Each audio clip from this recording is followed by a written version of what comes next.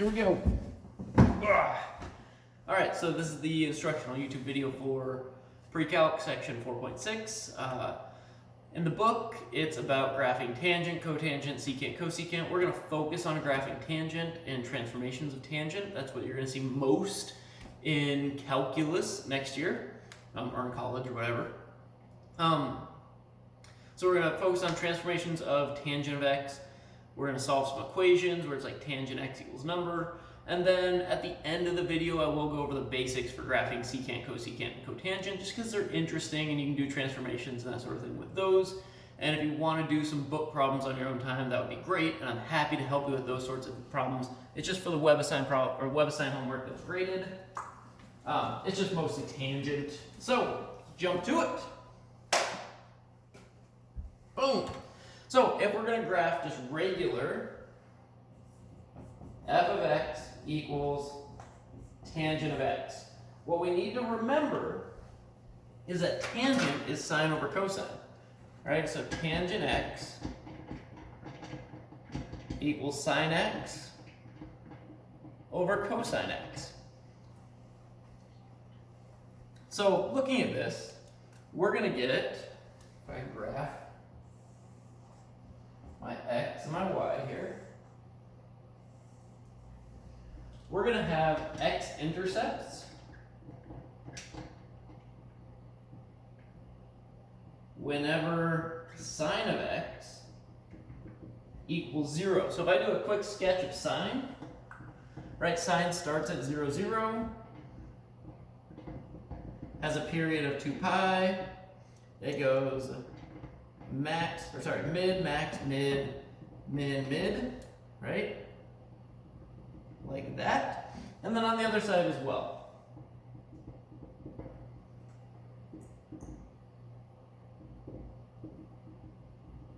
Right, that's a quick sketch of sine, where sine is 0, at 0, pi, 2 pi, negative 2 pi. So basically it's sine of 0 is 0. If sine of 0 is, oh my goodness, if sine of x is 0, then tangent is going to be 0, because sine and cosine are never 0 at the same time, so we're not going to get that 0 over 0 thing. So whenever sine of x is 0, tangent is 0, and that's when x equals numbers like pi, 2 pi, negative pi, etc. And another way to write this is we can write n pi, where n is an integer. And that blackboard bold letter Z with like a little double slash in it, just means that n is an integer, positive or negative whole number. Right? So positive or negative whole number times pi, we're going to have our x-intercepts. So we have an x-intercept here at 0, we have an x-intercept here at pi, we have an x-intercept here at 2 pi, and same at negative pi and negative 2 pi. And right now what we're doing is we're building the graph of tangent of x. So also remember, right, tangent is the slope of the radius on the unit circle. And you'll notice at an angle of 0, an angle of pi, an angle of 2 pi, right? This would be a full 2 pi. The slope of that radius, it's horizontal, it's flat, is the slope of 0. So, right, we get our x-intercepts, or it's at 0 right there. Now, notice, right, we've got a cosine of x in the denominator for tangent. So we're going to be dividing by 0 if cosine is 0. So if cosine of x equals 0, then we have a vertical asymptote. And that corresponds to these points. I mean, if I sketch the graph of cosine, right, this is sine. Y equals cosine x. You'll remember, right, 1, negative 1, 1, 2, 3, 4, there's pi. Sorry, 2 pi. Negative 2 pi. Right, we go maximum, midline, minimum, midline, maximum, and so on. Right, max, mid, min, mid, max. that's our graph for cosine-ish, where cosine is 0 at our pi over 2, 3 pi over 2, negative pi over 2, negative 3 pi over 2. It would be again here at 5 pi over 2, right? So basically, when x equals something like pi over 2, 3 pi over 2, 5 pi over 2, or what I like to say is odd pi over 2. And a way to write this, similar to what we did with the n pi, is to make an odd number, we make an even number, 2 times n, where n is some integer, and then we just add 1 to it. Right? Every even number plus 1 is then going to be an odd number. So 2n plus 1 times pi over 2. So if x is some 2n plus 1 pi over 2, or some odd number pi over 2, where n is an integer, then the cosine will be 0, and the tangent will be undefined. And if we look at that on the unit circle, right here, right, this is pi over 2, we have a vertical line. Remember, the tangent is the slope. The slope of a vertical line is undefined. So every pi over 2, which is going to be 3 pi over 2, this will be negative pi over 2, this will be negative 3 pi over 2. We are going to have vertical asymptotes. Vertical asymptote, vertical asymptote.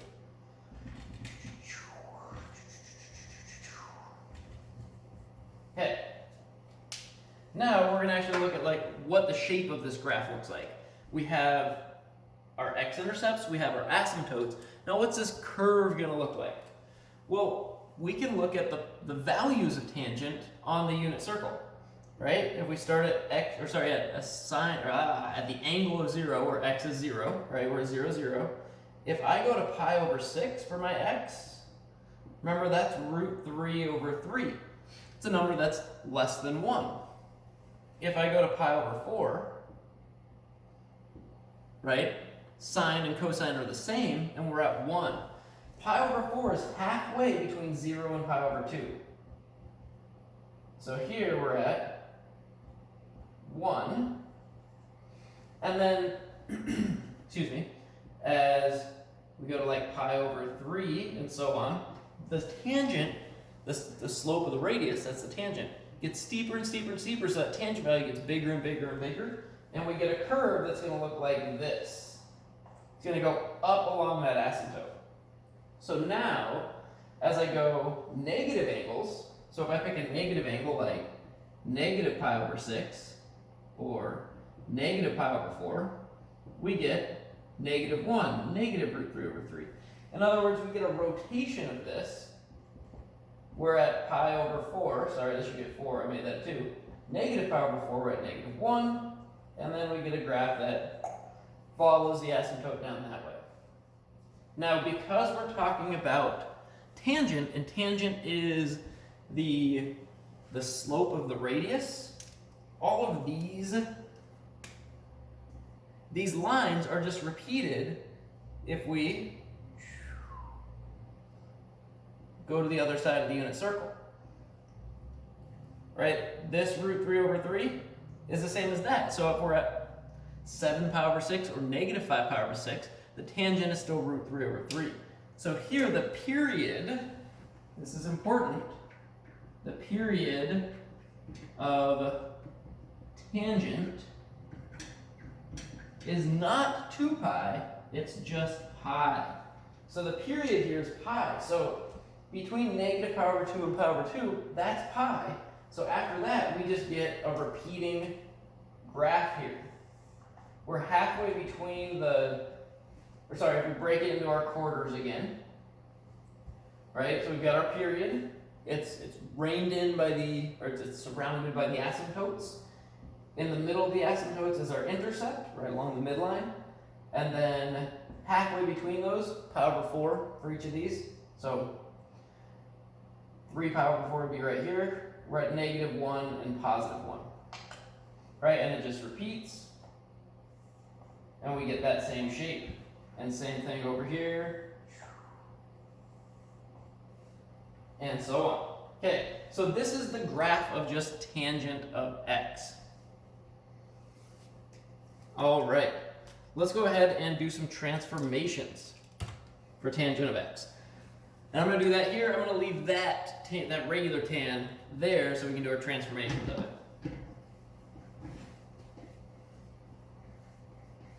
And a little fun joke for you. Why don't you ever see mathematicians sunbathing at the beach? Well, because they know all you got to do to get a tan is divide a sine by a cosine.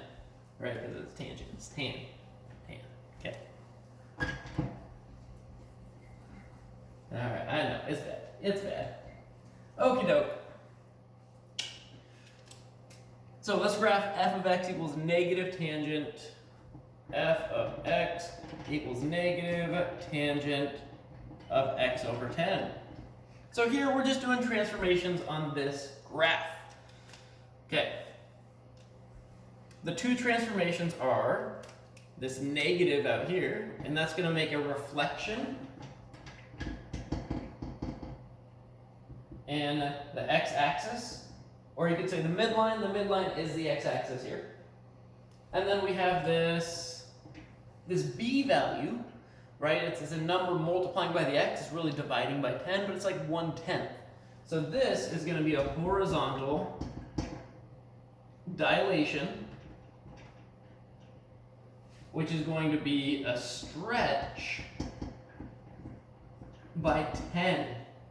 Because this is dividing by 10. It's going to make it 10 times as wide. In other words, to get, like, let's say, to get tangent of 1, I have to make x 10 times bigger. If I put 1 in for x, I'm going to take tangent of 1/10. If I want to get what the tangent of 1 is, I got to put 10 in for x instead of 1 in for x. So all my inputs now have to be 10 times bigger because of this divide by 10. So the reflection is just going to basically flip these. So here, to the right of the x-intercept, it's going to be going down. To the left of the x-intercept, it'll be going up. So regular tangent is always increasing. It's always getting larger from left to right in between the asymptotes. For a negative tangent, it's just going to be decreasing. It'll be flipped. Okay, the x over 10, this is going to change the period. Right, the period used to be, so for regular tangent of x, the period is pi. For negative tangent of x over 10, the period is going to be pi divided by 1/10, or 10 pi. Right, dividing by 1/10 is the same as multiplying by 10 over 1, which is a stretch by 10. The period's now 10 times bigger. It's now 10 pi. So if I'm going to graph this, what I'm going to do, I'm going to say there were no horizontal translations, no vertical translations. It was just a reflection and a horizontal stretch, excuse me.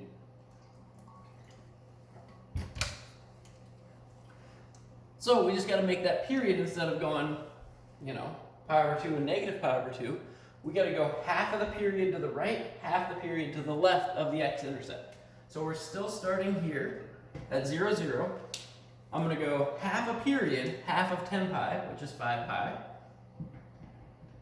To the right, half a period, negative 5 pi to the left. So that this full piece, negative 5 pi to 5 pi, that's one full period. So that is, those are our asymptotes. Notice if I put 5 pi in for x, right, I would get 5 divided by 10 is 1/2, and I'd get pi over 2, right? And I'd get tangent of pi over 2. Boom, there it is, there's my asymptote. All right, I'm going to go another, if I go another 5 pi over, that's 10 pi. Another 5 pi over is 15 pi. I'd have another asymptote here at 15 pi, where the difference between these asymptotes is one full period, which is 10 pi. All right, We have our x-intercepts in the middle of our periods. So at 0, and then again 10 pi later at 10 pi, we'd have another x-intercept over here at negative 10 pi. And then we have to deal with this reflection. So instead of going up to the right and down to the left, it's going to be just reflected. So halfway between 0 and 5 pi, which is going to be 2.5 pi or 5 pi over 2, we're going to be at negative 1. And halfway here, negative 5 pi over 2, we're going to be up at positive 1. And we're just going to get a graph that looks like that. And then that's just going to repeat.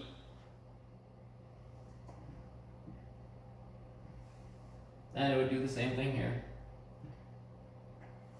Where this would be, right, 7.5 pi, comma 1, and 12.5 pi, negative 1 there. But we're doing a sketch here. All right, and that's that. Yeah. So this negative reflects it, so instead of going up from left to right, it's dropping, it's going down from left to right, decreasing. And the over 10 stretches that period out, makes that period 10 pi instead of 1 pi. All right, I'm going to erase this and do the next tangent example.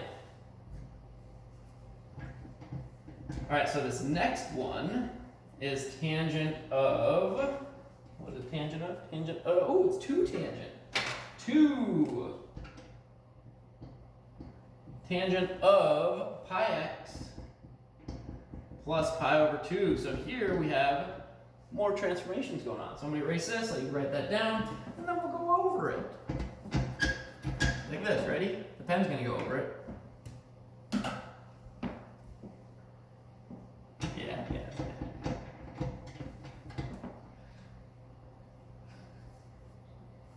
Oh, man. Okay.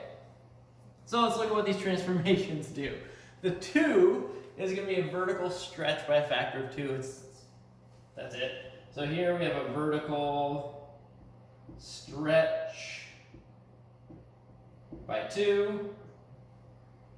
The pi x is going to change the period, right? Because it's multiplying by the x. So here, this change doesn't have an s in it. Changes the period, right? It's going to be a horizontal shrink by a factor of 1 over pi. And the way we find the new period is we go pi over b, so it's going to be pi over pi equals the period. And here we're using pi instead of 2 pi because the original period for tangent is pi. So it's our original period divided by whatever this number is, which in this case is pi. So here, pi over pi equals 1. So our new period is 1. So instead of being at like pi over 2 and negative pi over 2, we're going to be at 1 over 2, a half, or negative 1 over 2, or negative half. And then we got to figure out what this tells us about the phase shift. Remember, the phase shift is not just left pi over 2 because this is not factored. You could factor out a pi and see that phase shift, or you can solve for the starting point by just setting the argument as pi x plus pi over 2. Just set that equal to 0 and solve it. So we're going to go minus pi over 2, right? Because this will tell us what number to put in for x so that we get tangent of 0. So pi x equals negative pi over 2. We'll divide by pi. Boop. Divide by pi. That cancels. X equals negative 1/2. So we have a shift or translation left 1/2. All right, let that sink in a little bit, and we'll go ahead and graph this. Basically what we got is we got that tangent graph. It's been shifted left a half. It's been stretched by a factor of 2. And instead of having a period of pi, it's a period of 1. So there won't be any pi's that we need to write on our x-axis because we're going by, well, going by 1s. Okay, here we go. So shift left a half. So our starting point, instead of being at 0, 0, our starting point is going to be at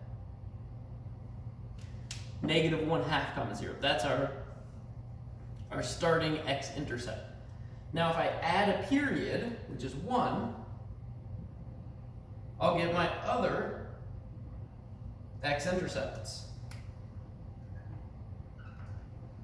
If I add a half a period on either side of these, so if I go to 0, or if I go to negative 1, that's where I get my asymptotes.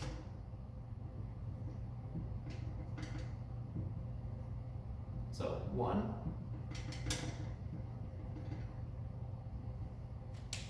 that's a positive 1 there. So we start at negative 1/2, so we've been shifted left a half, and then our period is 1, so we go half a period to the right, half a period to the left, throw down those asymptotes. All right. So now we gotta deal with this stretch by 2. Remember, these points right here, where the sine goes to 1, or the tangent goes to 1, are a quarter of the way through the period, or they're halfway between the x-intercept and the asymptote. So I'm going to be at negative 1/4, negative 3/4, but instead of going up to 1 on the x-axis, or on the y-axis, I'm going to go up to 2 and down to negative 2 because it's been stretched by a factor of 2. So there, and then we just sketch it in. So this should look steeper than our other graphs. So halfway between the x-intercept and the asymptote, we'll see that stretch. And boom, there are two periods of our tangent graph. All right, we're gonna do a little bit of work with solving some tangent equations. Then I'll graph secant, cosecant, and cotangent, and that'll be that.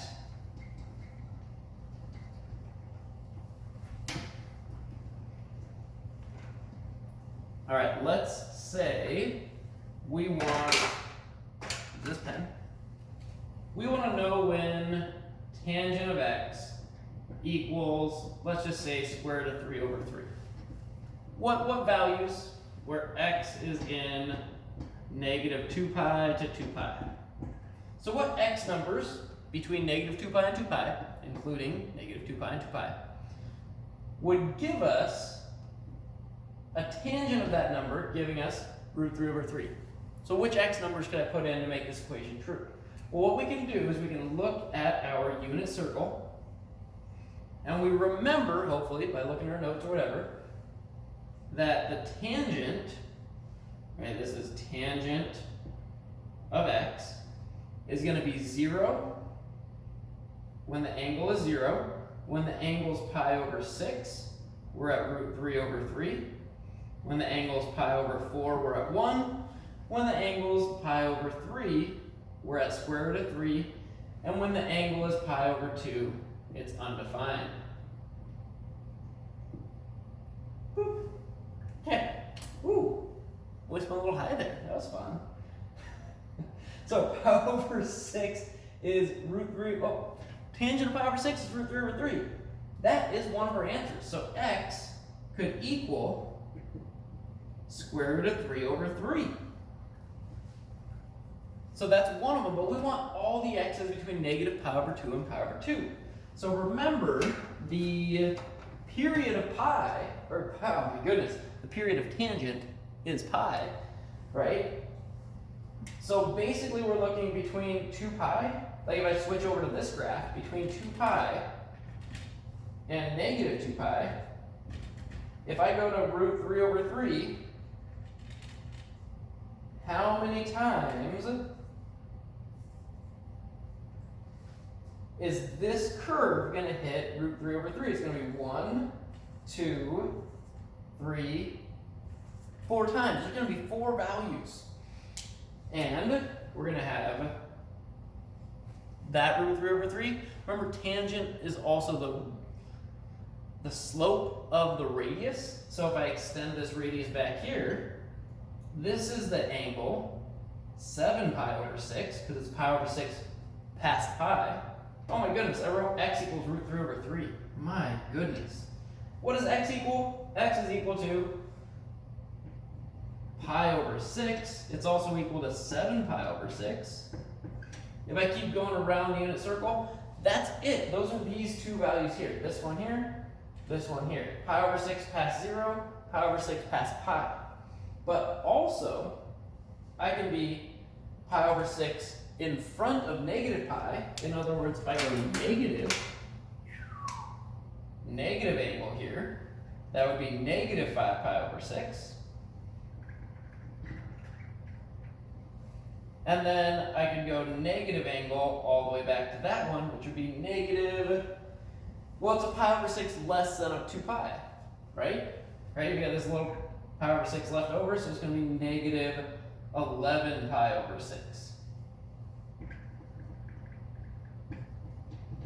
So as long as you can find what value it is in the first quadrant, right, which I just gave you, right, if it's tangent of x equals 1, right, that'd be pi over 4. And then you find the other pi over 4s that work and give you that tangent of 1.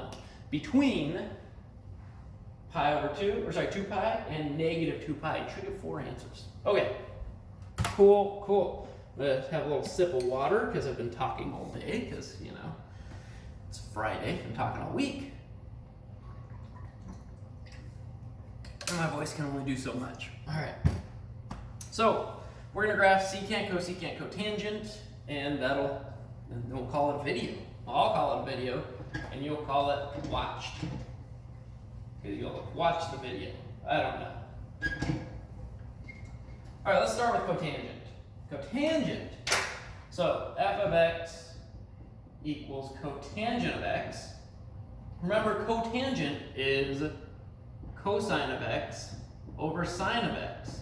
It's also 1 over tangent x. Which means it's a similar thought process to graphing tangent.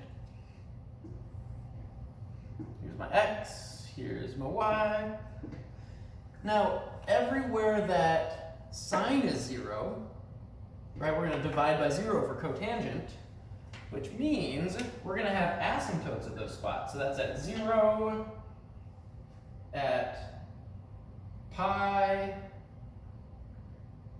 at 2 pi, at negative pi, and negative 2 pi.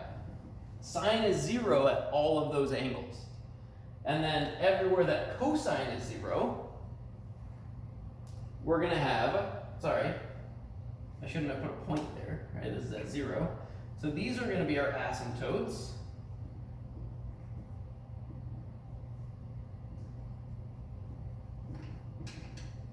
Like this. And then everywhere cosine is 0, we'll have 0 divided by number, which is 0, and we'll have an x-intercept. So here at pi over 2, at 3 pi over 2, negative pi over 2, negative 3 pi over 2. All right, so when I sketch this graph in, I also got to think back to my unit circle. And I say cotangent at like pi over 6, it's going to be square root of 3. At pi over 4, it's going to be 1. At pi over 3, it's going to be root 3 over 3. Because remember, it's 1 over the tangent, so it's the reciprocal of the tangent, which means we've got our, I use a different color, purple.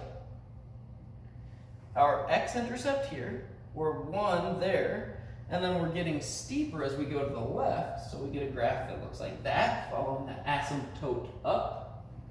Right? As this gets closer and closer to 0, this value gets bigger and bigger, so we get dividing by a smaller and smaller number as sine gets smaller and smaller. Right? Sine is 0 right here. Excuse me. And then as we cross over pi over 2 here, we're going to get negative values, so our graph goes like that. And cotangent, just like tangent, has a period of pi, so we just get a repetition of this graph.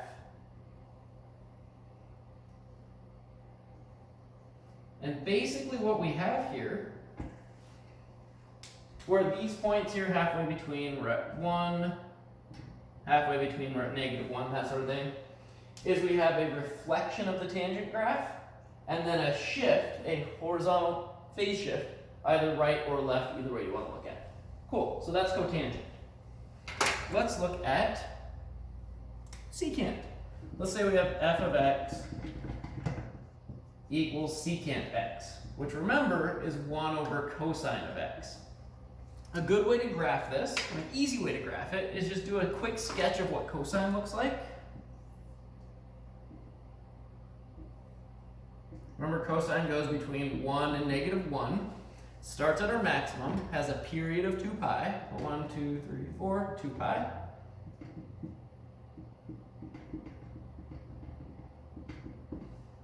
Do a quick little sketch. I'm just going to do a dashed sketch. Boop, boop, boop, boop, boop, boop, boop. So forth, so on and so forth. Right, so here is cosine. I haven't yet graphed secant yet. I'm like, okay, cool. That is cosine.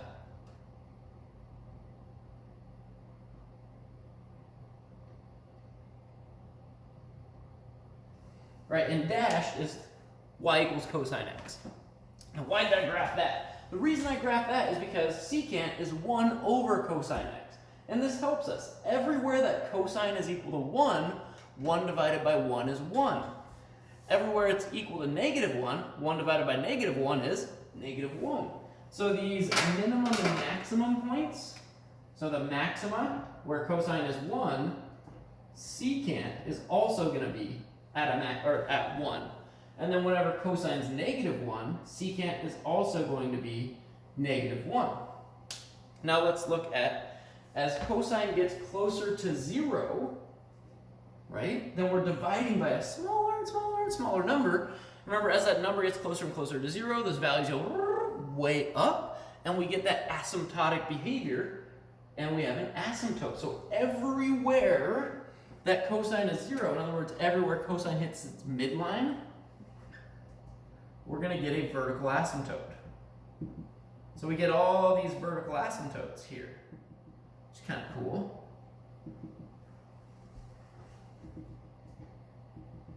Right, so it's at like, vertical asymptotes are like pi over 2, 3 pi over 2, odd pi over 2. Same places as tangent has its vertical asymptotes, right? Because we got cosine on the bottom on both of them. And now we can just kind of sketch it in. Right, as cosine gets closer, as x gets closer to pi over 2, cosine gets smaller and smaller and smaller, which means secant gets bigger and bigger and bigger on either side, and it just follows the asymptotes up. Over here, it follows the asymptotes down. And then it repeats. And it repeats. Whoop, that was my phone.